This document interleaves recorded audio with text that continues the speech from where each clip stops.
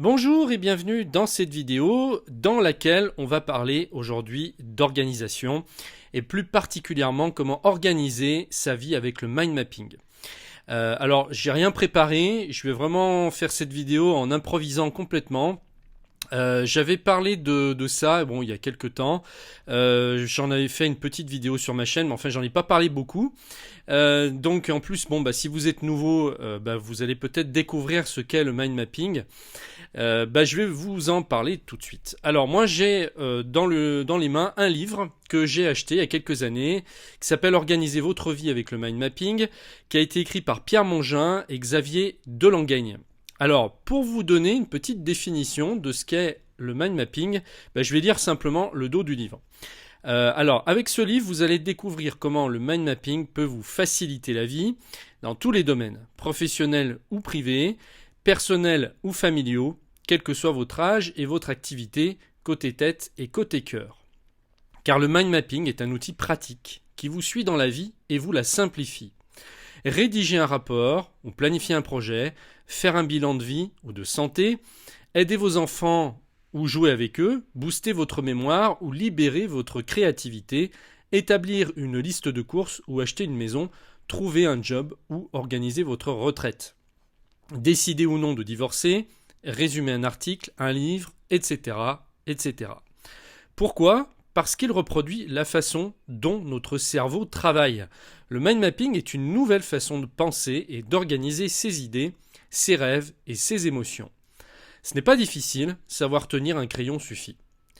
Ce manuel pratique vous en donne toutes les clés et il vous montre également comment le combiner avec d'autres méthodes utiles pour gérer son temps, comme la méthode GTD dont j'ai parlé sur la chaîne il n'y a pas très longtemps, Getting Things Done, ou vous en servir pour réussir un concours. Vous ne pourrez bientôt plus vous en passer.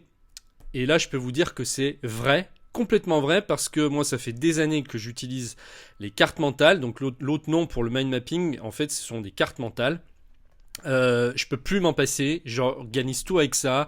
Vous voyez même les vidéos que je fais sur cette chaîne, en fait, elles sont organisées déjà d'avance. Enfin voilà, je me fais des cartes, je me fais des brainstorming pour jeter mes idées comme ça. Enfin voilà, c'est vraiment le truc. Si vous l'essayez aujourd'hui, vous ne pourrez plus vous en passer, je vous en fais la garantie. Donc ce livre, je ne sais pas si vous le voyez bien, on peut donc le trouver partout, mais je vous mets le lien en dessous de la vidéo. Vous pouvez l'acheter sur Amazon au meilleur prix. Donc voilà, et puis maintenant ce que je vais faire, je vais vous présenter un outil. Alors moi j'utilise, maintenant j'en utilise plus que deux finalement, mais c'est vrai que j'ai essayé énormément de logiciels de mind mapping parce que c'est là que ça devient intéressant, c'est que vous pouvez très bien faire vos cartes mentales avec un papier, une feuille A4 et un stylo ou un crayon ou des crayons de couleur ou des feutres ou ce que vous voulez. Mais moi je trouve que c'est mieux de le faire avec des logiciels parce qu'on a une fluidité, on a une possibilité de faire énormément de choses, on peut modifier, on peut supprimer, enfin vous travaillez sur la même carte tout le temps et vous la faites évoluer. Alors que c'est vrai que sur une feuille, malheureusement, une fois que c'est dessiné, on peut pas vraiment enlever ou déplacer, ou voilà, et c'est ce que permet de faire un logiciel. Alors il y a différents types de logiciels, enfin il y en a deux surtout. C'est des logiciels soit qui s'installent sur votre machine, donc après ça, il y en a qui s'installent sur Mac, sur Windows, sous Linux, peu importe. Vous allez toujours trouver un logiciel qui va s'accorder à votre système. Et puis il y a il y a une autre façon de travailler avec ces outils-là qui sont directement en ligne, c'est-à-dire que c'est des services que vous allez pouvoir utiliser en ligne directement sans avoir à installer de logiciels sur votre machine. Et c'est vrai que moi j'aime bien les deux parce que chacun de ces deux concepts en fait me permettent d'avoir des avantages différents. Alors pourquoi moi j'aime beaucoup le service en ligne, le cloud, parce que finalement peu importe où on travaille, on va retrouver son travail partout après, même à partir d'une machine qui est pas à nous. Si par exemple on est dans un hôtel, on va se connecter simplement sur son compte et on va avoir nos cartes qui vont être là, on pourra retravailler dessus comme si on était chez nous. Donc ça, j'aime beaucoup ce côté-là. Et puis j'aime aussi ceux qu'on peut installer aussi sur la machine parce qu'ils permettent de faire aussi d'autres choses. Et puis bon, il n'y a pas les mêmes fonctions, voilà. Donc moi, j'utilise celui que je vais vous présenter aujourd'hui, en fait, c'est MindMeister, qui est pour moi un des meilleurs, donc justement, système de mind mapping en ligne. Donc là, on n'a rien à faire, on a juste à créer un compte. Et puis, donc, vous pouvez créer un compte gratuitement qui sera basique. Alors, vous n'aurez pas toutes les fonctions, mais vous pourrez déjà faire pas mal de choses. Donc, je sais pas, il me semble qu'on est limité à 3 cartes mentales sur la version basique, hein. Donc après, si on veut faire autant de cartes qu'on veut, on va passer à une formule d'abonnement payant. Là, surtout, je vais vous faire voir comment il s'utilise. Donc là, vous le voyez, hein, à l'écran. Donc ça, c'est la page de présentation du site MindMeister. Et je peux vous dire que j'en ai essayé un paquet, hein. J'en ai essayé beaucoup de ces trucs-là. C'est un peu comme les logiciels de tâches. J'en ai essayé des dizaines. Et donc j'ai fini quand même par arrêter mon choix un jour, quoi. Et pour le cloud, eh bien, c'est celui-ci que j'ai choisi et que j'utilise maintenant depuis au moins 3 ans. Alors donc, je vous montre comment c'est une fois que vous avez créé votre compte. Donc si vous voulez créer votre compte, je vous mets le lien en dessous de la vidéo. Vous cliquez dessus, vous arriverez sur cette page-là. Vous créez votre compte, vous vous inscrivez. Et puis ensuite, on peut faire les choses ensemble si vous voulez, en même temps que vous regardez cette vidéo. Moi, je vous montre comment c'est une fois que vous êtes connecté dessus, sur votre compte. Donc vous voyez, c'est très simple. Donc il suffit par exemple de créer un nouveau dossier. Là je vais créer le dossier donc pour guide pratique. Ok. Alors là j'ai mes anciennes cartes qui sont ici. Donc là ce nouveau dossier apparaît en premier en haut. Donc maintenant je vais mettre sur le dossier. Puis je vais cliquer sur nouvelle carte. Et puis moi ce que je vous propose de faire, c'est que je prenne un exemple dans ce livre qui est très bien fait et qui donne plein d'idées sur l'organisation. Par exemple ici on a, alors celle-là elle est peut-être un peu trop grande parce que c'est vrai que ça vous allez voir, c'est super, le concept est vraiment quand vous allez voir ça va être un jeu, hein, en fait c'est carrément un jeu. Alors on va commencer avec quelque chose de simple. Là j'en ai une qui est organiser par exemple un mariage. Alors on y va. Alors je vais prendre moi le modèle basique, hein. En fait vous voyez que vous avez plusieurs modèles qui sont prédéfinis et puis c'est des thèmes, hein. Donc vous choisissez celui que vous voulez. Moi je vais prendre le vide, hein. Voilà, je prends le plus simple. Je vais pas compliquer pour une première présentation.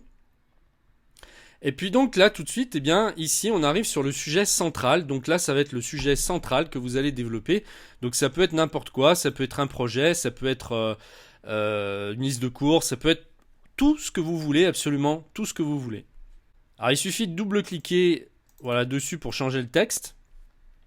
Et donc je vais marquer organiser un mariage. Alors il va falloir que je fasse tenir ma carte là parce que le livre va se refermer. Je vais trouver un truc. Je vais foutre ça dessus et comme ça va rester. Ça se fermera pas. Alors allons-y. Organiser un mariage. Et puis là, donc je vais développer en fait mes branches. En fait, ça, vous allez comprendre. Là, je viens de cliquer sur le plus, vous voyez en haut, et là, il me développe une branche. Donc là, je vais mettre tout ce que j'ai à faire. Donc préparer les bougies. Alors je reprends texto l'exemple, hein. Et là, je fais entrer, et tout de suite en dessous, je vais pouvoir tout de suite marquer ma deuxième idée. Valse. Préparer un apéritif original. Voilà, vous voyez les branches qui commencent à se développer, donc ça fonctionne vraiment comme un arbre en fait, hein. C'est comme un arbre, vous avez des branches qui partent et des branches repartent sur ces branches-là, donc c'est infini. C'est des arborescences et ça permet au cerveau de beaucoup mieux s'y retrouver que des listes de tâches. Donc, vous faites le test et vous verrez que c'est beaucoup plus amusant et vous retenez beaucoup mieux. Ça fonctionne beaucoup mieux avec la mémoire, comme je vous l'ai dit tout à l'heure quand je vous ai lu le dos du livre. Donc ensuite on a ici, alors là par défaut il va me mettre la branche ici, mais je peux la déplacer, vous voyez, je peux la ramener là. Tac, avec ma souris, vous voyez, on fait ce qu'on veut, hein. C'est ça que j'adore, c'est super souple, et ça on pourra jamais le faire sur du papier. Voilà, donc là, jazz, ensuite rock, ensuite incontournable danse du ballet, dragée et fleurs. Voilà pour cet exemple. Donc là, on a une carte très simple. Et puis comme je vous disais, après on peut déplacer et faire comme on veut. Voilà, on peut même donc développer les branches. Par exemple là, bon, là je vais la modifier. On va rajouter en dessous ici. Ah ben, ça le met là. Bon, je vais le déplacer après. Danse, danse. On peut réunir sous une même branche la valse, le rock. Et puis on avait quoi? On a incontournable, danse du ballet. Donc on met ça sous la branche danse. Vous avez compris le principe. Et là on peut développer des branches comme ça autant qu'on le souhaite. Et puis après, donc il y a vraiment des fonctions très sympas donc sur MindMeister qui permettent de changer bien sûr les couleurs. On peut faire plein de choses. On peut mettre des smileys, on peut mettre des numéros, on peut mettre des drapeaux. On peut mettre des notes ici par exemple. Alors les notes, on peut même attacher des fichiers si on veut. Donc là, on peut faire. Je vais faire plus. Et puis je peux aller chercher soit un fichier sur mon disque dur, soit sur Dropbox, soit sur Google Drive, soit dans Evernote. Evernote dont j'avais fait d'ailleurs des présentations vidéo. On peut aussi cocher, donc si la tâche est faite, voilà, et puis on dit par exemple si on a avancé sur cette tâche, si elle est à 25% terminée, s'il y a une priorité, donc priorité 7, on va dire, enfin jusqu'à 10 priorités, 7 priorités, ça fait peut-être beaucoup, si on en utilise 3, c'est peut-être déjà pas mal. Alors ça c'est intéressant, ça c'est si on veut assigner la tâche à une personne. On peut transformer une des branches en tâche et après on peut l'assigner à une personne puisque c'est ça qui est intéressant et que ne permet pas forcément de faire les logiciels qui sont installés sur les machines. C'est que là, il y a quelqu'un en face qui va pouvoir créer aussi un compte MindMeister, par exemple notre conjoint ou nos enfants ou des amis ou des collaborateurs et on va pouvoir partager les cartes et chacun va pouvoir assigner des tâches à la personne qui veut, qui souhaite, du moment qu'il a un compte MindMeister. Donc ça, c'est quand même super. Ensuite, vous pouvez mettre des dates d'échéance, voilà. Donc en fait, ça peut vraiment remplacer. Ce qui est génial, c'est que c'est tout en un. Ça peut aussi remplacer un logiciel de tâches. Vous pouvez très bien gérer toutes vos tâches avec des mind maps. C'est peut-être même plus amusant quelque part de faire comme ça. Donc après, qu'est-ce qu'on peut faire? On peut changer les couleurs comme on veut, on peut agrandir les caractères, voilà, on peut mettre en caractère gras ou en italique. Donc là, on peut insérer des petits, carrément des icônes, enfin des petites photos, vous voyez. Et ça, c'est vrai on pourra pas faire tout ça sur une simple feuille A4 avec un stylo. Alors à moins que vous aimiez vraiment ça créé directement sur une feuille, mais là, voilà, c'est infini, les possibilités sont infinies. Alors après, on peut insérer aussi des photos soi-même qu'on va chercher par exemple sur notre disque dur. Puis on les met carrément. Vous pouvez mettre une photo de vous par exemple, une photo je vous disais, de votre conjoint ou de vos enfants. Enfin voilà, tout ce qui peut vous motiver et qui peut faire que votre cerveau, ça va le débloquer, ça va le motiver. Parce que c'est ça, quand on a des listes de tâches, c'est pas motivant. On voit des trucs, on voit des listes marquées, enfin, il n'y a rien de plus rebutant finalement. Et là, si vous arrivez à agrémenter ça, tout de suite, vous allez un petit peu comme hacker votre cerveau, vous allez contourner les blocages qui vous met. Parce que souvent, voilà, on bloque sur des conneries. Et là, ça va peut-être vous permettre de vous débloquer, de voir les choses autrement. Donc après, on peut aussi insérer des commentaires qui peuvent être vus aussi par vos collaborateurs. On peut ici ajouter des notes. J'ajoute des notes. Voilà.